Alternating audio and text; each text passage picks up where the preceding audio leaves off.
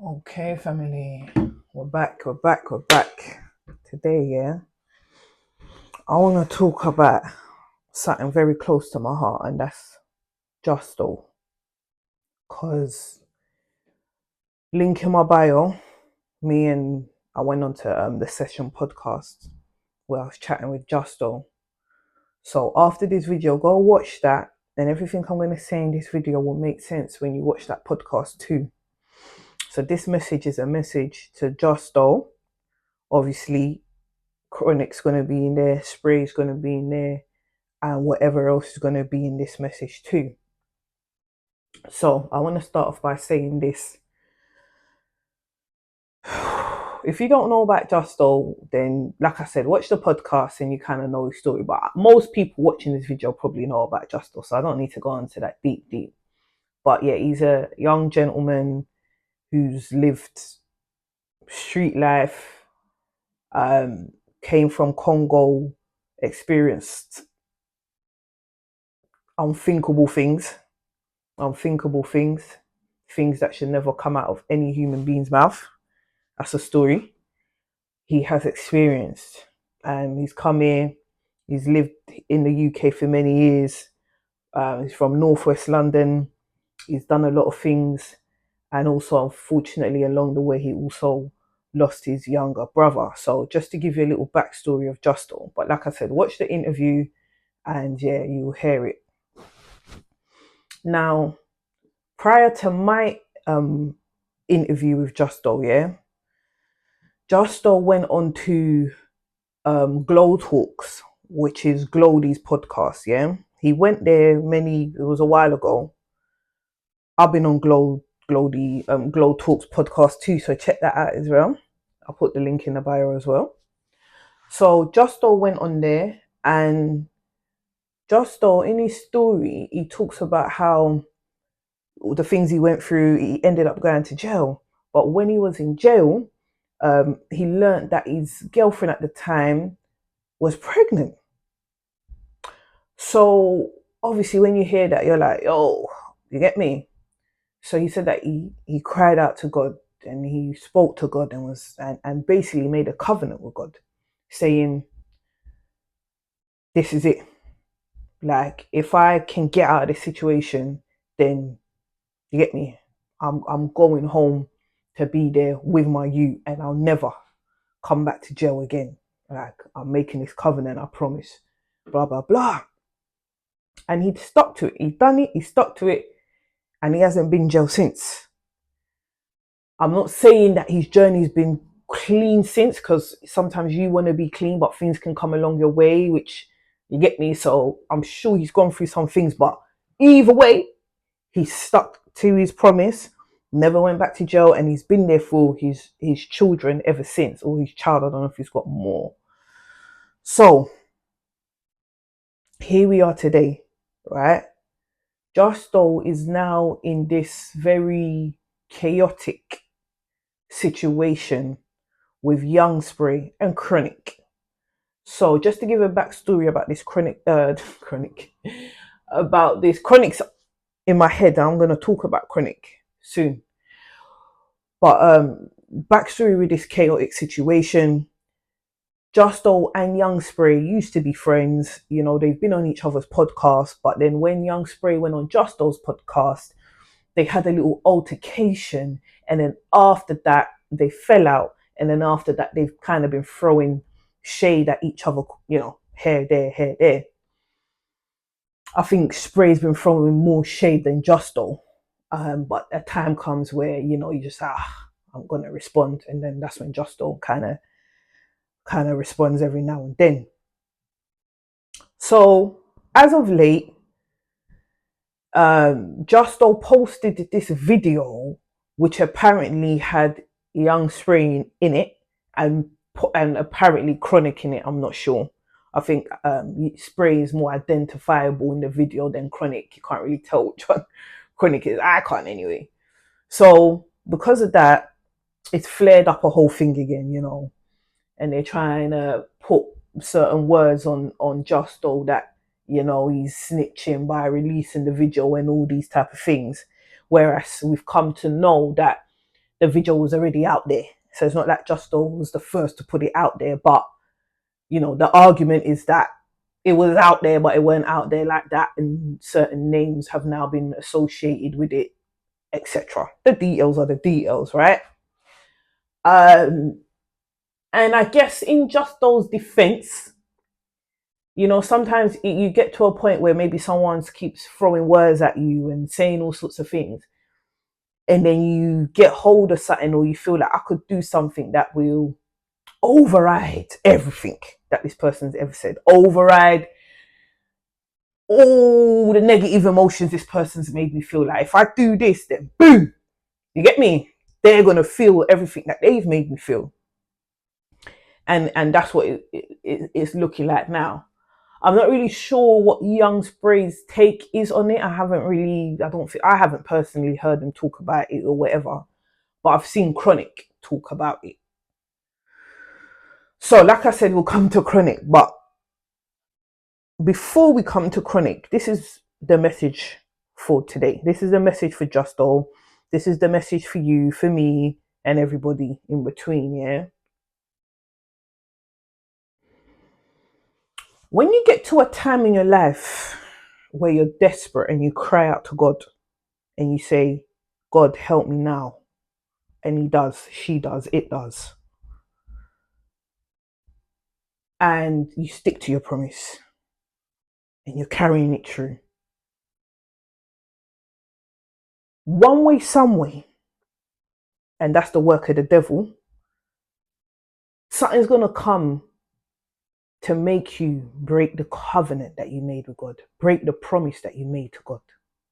It's going to come. You don't know how, you don't know when, but you know why, and that's to make you break the covenant. Not only will you break the covenant and the promise that you make to God, it will then reverse you. It will take you back to where you were before after crossing such a long journey. Do you get what I'm saying? Now, when we make these promises and covenants to God, we don't do it lightly. We do it with all our hearts. If you know, you know. You get me? Where you're like, God. And when you're making a covenant, you mean it, You're not joking. You mean it. You're like, nah, never again. I'm not doing this. I'm moving forward with all my heart, all my might. And you mean it. But what we don't prepare for and what we don't think about is that the state I'm in now when I make the covenant is true. But I'm not going to be in that state forevermore, especially if God plays his part, especially if God gets me out of the situation. I'm no longer in this situation. So I'm no longer as desperate. So the emotions shift too. So you're still holding your promise, but the risk and the temptation to slip up is now high. Is now high because you're not as desperate anymore.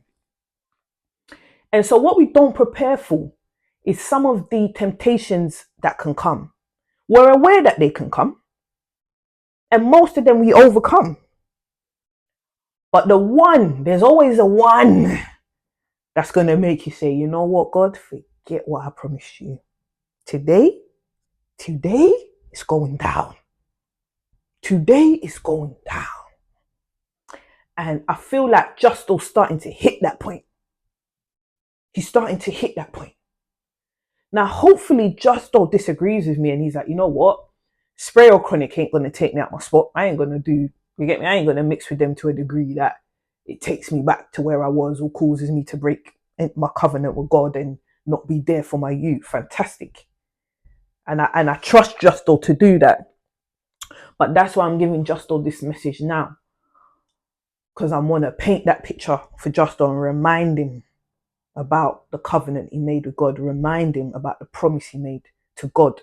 The promise he made to his son via God. Because you have to remember, Justo, God doesn't need you, your son does.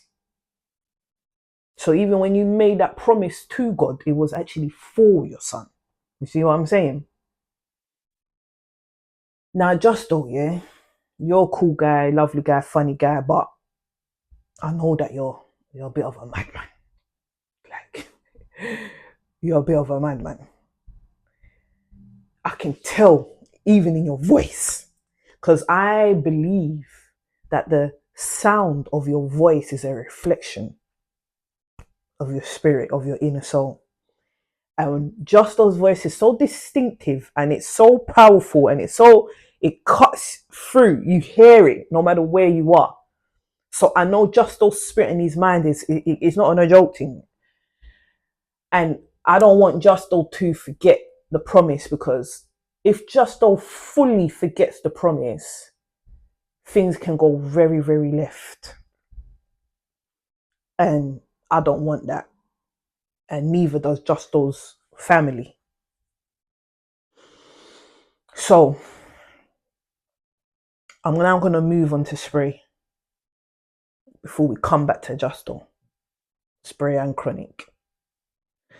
Now, I believe, it's not for a fact, but I believe that Spray, if not many times in his life, at least once in his life, he's come to a point where he made a covenant with God. And he said, God, please, I'm begging you, help me now. And once you help me now, if you help me out of this situation, never again will I do this, never again will I do that. For a fact. In fact, I don't believe, I think I can confidently put my hand up to say Spray's been in that situation at least once that I can think of. So here we are. We've got two gentlemen who have both made a covenant and a promise to God to never do certain things that will bring them into certain situations that will disrupt their life. And Spray's got children too, so most likely his covenant involved his children too, where he was like, you get me, for my children's sake, God. So they're both in similar situations. But the devil's creeped in and he said, both of you, not only am I going to make each of you break your covenant to God, I'm going to use each of you to do it. I'm going to use Spray to make Justo break his, and I'm going to use Justo to make Spray break his. These are two guys who used to be friends. The devil creeped in, they've separated, and now they're about to break certain covenants and then take their lives a step back, because both of them have come far. Both of them have come a long way, for a fact. Both of them, along with Tricky and others, are showing that, yeah, you can do the road life and go through certain things, but it's okay to step away from that a bit and come and sit down and talk. Because in this world, it's like, men aren't really allowed to talk like that. You know what I'm saying? Like, that's not the picture, that men sit down and have long conversations about things and about life. That's not it. But these guys are showing that more and more, making it more normal, making it more okay, making it comfortable, making it more acceptable. And we love that. We need that. But the devil's trying to take them out, trying to take them from us. The representation that they give and the representation they represent for other man them, the devil's like, no, we want to cut off these convos.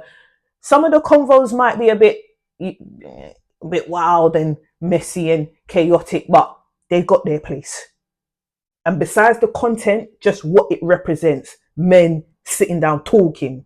Because I know sometimes with Rtmpodcast, people can get upset about some of the stuff that are said there and some of the opinions, but I'm a heavy believer that they represent what men like them think and do. Because it may not be tasteful, we don't want to hear it. We don't want to see it. But that's us running from the truth. They are showing that guys like us who live the life like we do, who have been through what we've been through, this is how we think, this is how we talk, this is how we act, this is what we do, whether you like it or not. Watch it if you want, don't watch it if you don't. But we're not going to hide. Because a lot of them have hidden before, but they hide behind the road team. So some of them come out, put a stop to that, and then they just show you their character. They just be who they are. And most of us are like, no good. But that's they're representing for their own. So instead of us trying to shut it down, it's important that we watch and we listen and try to understand. so that if we ever come encounter with anyone like that, we kind of get a picture of where their mindset is, how they move, and our engagement with them can be more positive than negative. You understand? And I could be wrong, but I feel like with some of the things that Spray's gone through, I feel like Spray as well, with his whole podcast thing, I feel like he got to a point that, you know what? Music's cool. I'm going to put that there for 1 second. Not away because he still does it, but I'm going to put it to the side and add on this new thing where I'm going to talk and say what I've got to say, and you get me, get things off my chest, basically. But then I feel like he's also at a point where he's just a bit like, without spelling it, but he's also like, bun this industry, bun this scene, bun this urban UK.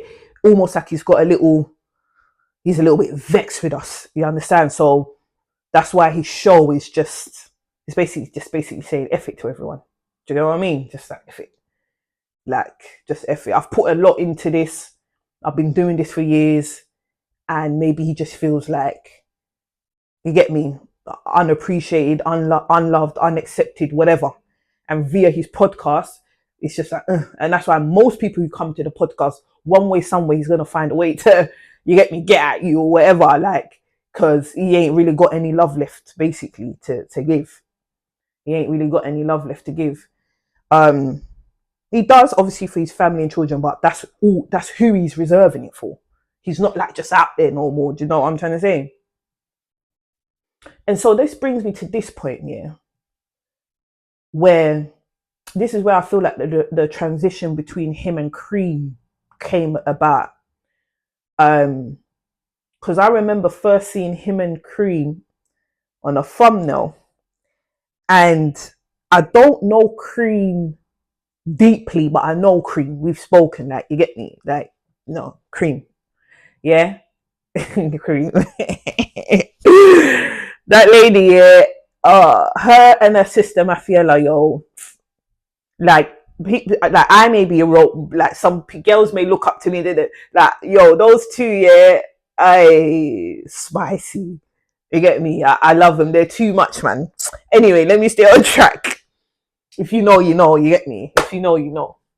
So when I saw Cream and Spray on my thumbnail, I was a bit like, because you get me, Cream's Cream, Spray. I thought, this is going to be a bit, but they really out for long. They did well. Honestly, you two did well, because I was thinking, I don't know Spray personally, but just from how I see him and then how I see Ice, I was like, but they did well. So even when they had the fallout, and Cream did the freestyle on Spray, and Spray did a freestyle on her. In Spray's freestyle, he talks about how much love he had for her and all them type of things. And that I truly believe. Cream might be like, nah, blah, blah, blah. That's not the case. But that I truly believe. I can tell that they were brothers and sisters, and Spray loved Cream for sure. But I'm going to go a little bit deeper and talk about the transition from Cream to Chronik Spray. Right? Hear me out. You see Chronik here? I see Chronik. He's like Youngspray's, I don't know the correct word to use, so I'm just going to use this one for now. You guys can give me the right term. But he's almost like one of Spray's alter egos that stands on Spray's shoulder. And via Chronik, as long as Chronik's around, Spray has room to talk more of the mad, because he can do it without Chronik, but he can take more of the wildness and the madness. He says he can let it out even more, because Chronik gives him a safe space to do that. Chronik allows that. Chronik supports that. Whereas Cream now, on the other shoulder, even if she doesn't say nothing about what a mad thing that Spray said, she may not encourage it or exalt it, or Spray may say a mad thing, Cream may say nothing, but Spray can feel her energy that she's not happy with what you just said. So eventually their energy started to, you get me? Whereas Chronik, he allows for that room. Sometimes I know they may disagree, but still is they're within a safe space of each other. Do you understand? So it's a bit like Fight Club. If you've watched that movie, there's a gentleman in there, and throughout it, we see that it's him, but really and truly, he's got this alter ego that's been governing his life. And they kind of only show it at the end of the movie. You get to realize that. And I feel like that's kind of the role that Chronik kind of plays in Spray's world. And so Spray started off by, you know what, I want to chat, I want to start a podcast, I want to have certain conversations. And then along the line, it transitioned. And it's like, yeah, okay, well, let's just you get me? Let's just even go wilder with it. And that's why Cream had to, and Chronik came. And that's why now, in this current situation with Justo, yeah, I could be wrong, but from where I'm standing, you don't really see. Let me make sure I'm actually. You don't even really see Spray talking about it that much. You see Chronik talking about, like, Chronik will be on TikTok or wherever I see this at, and he's just going on and on and on about it, saying all sorts of things. So he's almost like a spiritual voice for Spray. So Spray, apparently he doesn't even go on TikTok Live. Do you see what I'm saying? So Spray will be at home. He won't be on TikTok Live, but Chronik will be on TikTok Live delivering the word for whoever.